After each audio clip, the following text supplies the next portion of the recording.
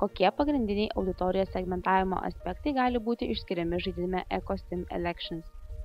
Pirmoji rinkėjų grupė, dėl kurios gali varžytis partijos, yra jaunimas iki 25 metų amžiaus. Tai būsimi, esami, buvę studentai, abiturientai, pradedantys darbines karjeras, jaunos šeimos ir kiti rinkėjai jau turintys teisę balsuoti.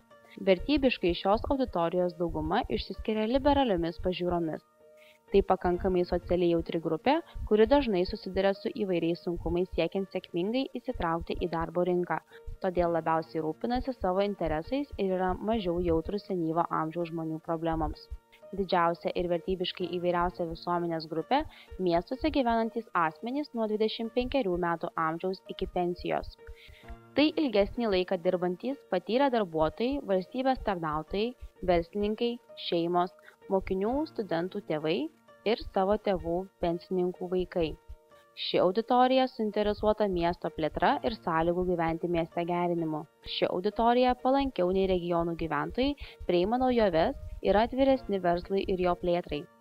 Dar viena vidutinio amžiaus grupė nuo 25 metų amžiaus, tik ši gyvenanti ne mieste, o rajone. Tai dažnai ūkininkai, amatininkai, kiti asmenys dirbantys ir gyvenantys toliau nuo didžiųjų miestų ir rajonų centrų. Ši auditorija suinteresuota infrastruktūros plėtra ir paslaugų pasiekiamumu arčiau jų gyvenamosios vietos periferijoje. Nors yra pakankamai konservatyvūs, šios visuomenės grupės nariai gavę lengvatų dažnai suteikia paramą populistams. Pensininkai – vyriausia visuomenės grupė, kuri kaip ir jaunimas neskaidoma pagal geografinį kriterijų. Tai konservatyviausia ir pakankamai griežtai daugelio moralinių nuostatų besilaikanti grupė, taigi palankiai vertina tradicinių katalikiškų vertybių akcentavimą valstybės politikoje. Ši grupė yra išimtinai priklausoma nuo valstybės paramos, todėl itin teigiamai vertina palankės socialinių garantijų užtikrinimo programas.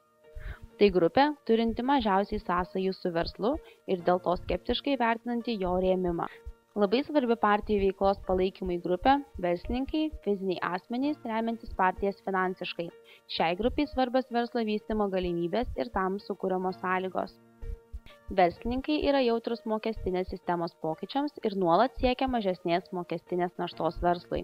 Ši auditorija skiria santykinai mažą dėmesį sprendimams tiesiogiai nedarantiems įtakos verslo aplinkai.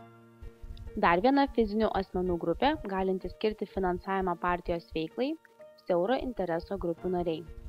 Šių interesų grupių atstovai remia tik jų požiūrį visiškai atitinkančių politikų akcentavimą tam tikrais klausimais. Dėl daugelio su jais nesusijusių klausimų jie yra neutralūs.